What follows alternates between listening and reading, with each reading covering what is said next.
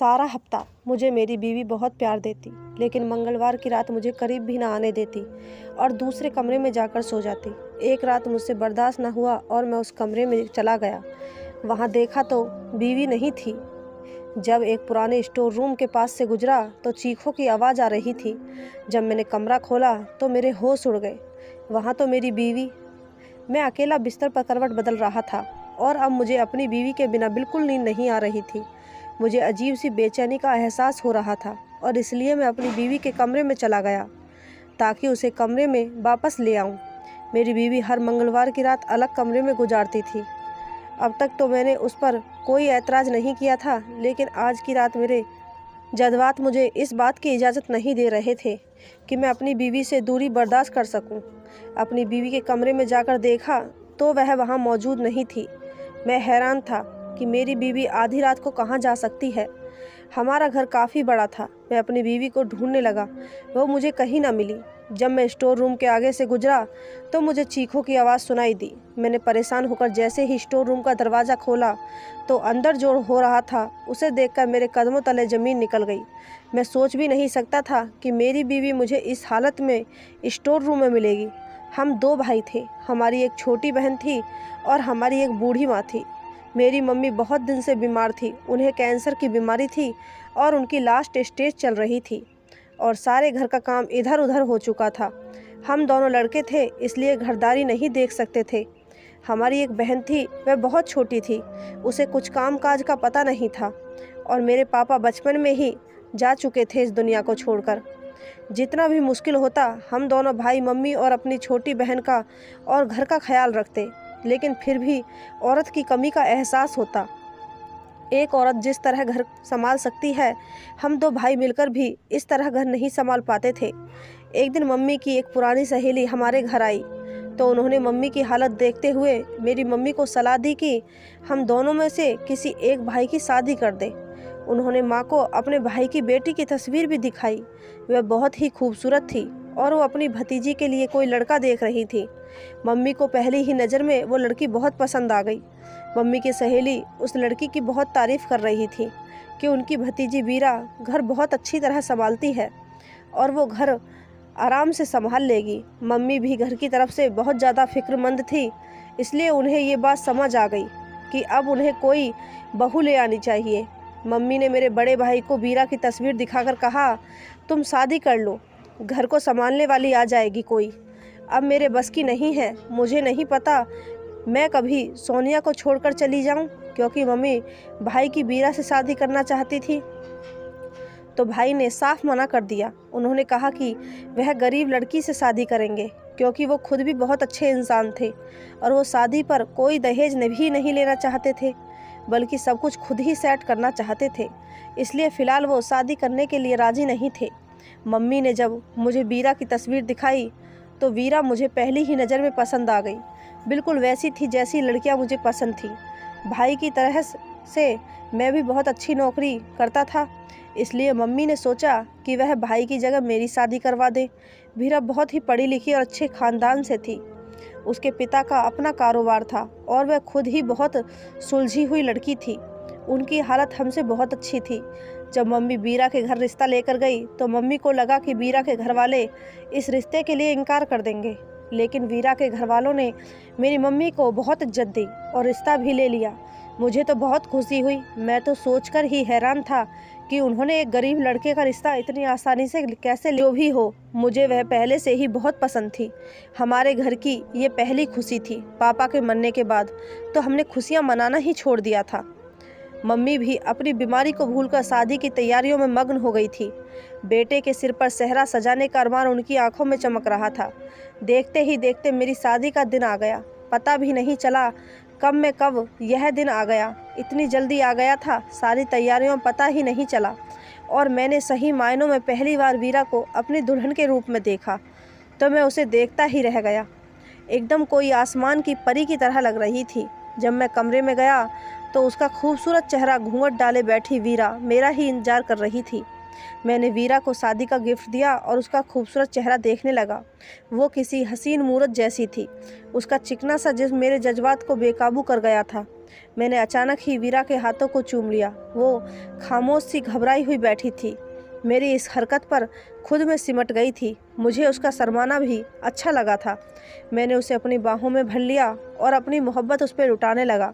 उसका नाजुक सा वजूद मेरे जज्बात के तूफान के आगे लम्हों में ही ढेर हो गया था। वीरा ने खुद को पूरी तरह मेरे हवाले कर दिया था। शादी की ये रात मेरे लिए बहुत ही खूबसूरत थी। वीरा के रूप में मुझे एक बेहतरीन जीवन साथी मिल गई थी और बहुत प्यार करती थी मुझे। ऐसा लगता था जैसे मेरी लाइफ पूरी हो चुकी है। मुझे और कुछ नहीं चाहिए था अपनी ज़िंदगी में, और वो भी मेरी तारीफ़ करती थी, और हम एक जिस्मानी ताल्लुक़ कायम कर चुके थे। अगले दिन वीरा अपने घर चली गई और मैं सारा दिन बेचैनी से उसकी वापसी का इंतज़ार करता रहा था। मेरे बड़े भाई ने मेरी हालत देखी तो मेरा मजाक उड़ाने लगे। उनकी बात पर मैं शर्मिंदा हो गया तो वो कहने लगे कि अच्छी बात है, तुम्हें अपनी बीवी का इसी तरह ख्याल रखना चाहिए। रात को जब वीरा लौटी तो मैं उसके साथ कमरे में आ गया और अपनी बेताबी का इजहार करने लगा। मेरी बात सुनकर वो मुस्कुरा उठी और मैंने फ़ौरन ही उसे अपनी बाहों में समेट लिया। मेरी और वीरा की शादी को 8 दिन ही गुजरे रहे थे कि वीरा ने सारे घर की जिम्मेदारी उठा ली। वाकई में ही वह घरेलू कामकाज में बहुत अच्छी थी। मम्मी तो वीरा के कामकाज और उसकी जिम्मेदारी से इतनी खुश हुई थी कि उन्होंने सारे घर की जिम्मेदारी खुशी खुशी वीरा के हवाले कर दी। भाई तो वीरा के सामने भी आने से कतराते थे। वो वीरा से पर्दा करने की कोशिश करते और अपनी नज़रें झुकाए रखते। अपने सारे काम भी खुद ही किया करते थे। वीरा से किसी काम की कभी ना कहते। वीरा भी घर के माहौल से पूरी तरह वाकिफ़ हो गई थी। एक दिन वो कहने लगी कि मैं मंगलवार की रात अलग कमरे में गुजारा करूंगी। मैंने ये मन्नत मांग रखी है। मैंने कहा ठीक है, अगर ये तुम्हारी मन्नत है तो मुझे कोई ऐतराज़ नहीं है, लेकिन तुम्हारी गैर मौजूदगी मेरे लिए मुश्किल है। मैं तुमसे दूरी बर्दाश्त नहीं कर सकता। मेरी बात सुन के वो कहने लगी कि उसके लिए भी मेरी जुदाई बर्दाश्त करना कोई आसान बात नहीं है, लेकिन हम दोनों एक ही घर में हैं और मैं बस एक ही रात अलग गुजारा करूँगी। मैं उसकी बात मान गया और फिर एक दिन मैंने अपनी पत्नी को आंखों से कुछ ऐसा देखा जिसने मुझे अंदर तक झंझोड़ कर रख दिया था। मैंने गुस्से में उसे घर से निकाल दिया। वह मुझे फ़ोन करती रही लेकिन मैं उसका फ़ोन नहीं उठाता। मम्मी बार बार वीरा के बारे में सवाल कर रही थी, ये वीरा कब वापस आएगी। मम्मी को भी वीरा की आदत हो चुकी थी। वीरा इस तरह मम्मी का ख्याल रखती कि मम्मी उसे सगी बेटी की तरह प्यार करने लगी थी। एक शाम मैं दफ्तर से घर लौटा।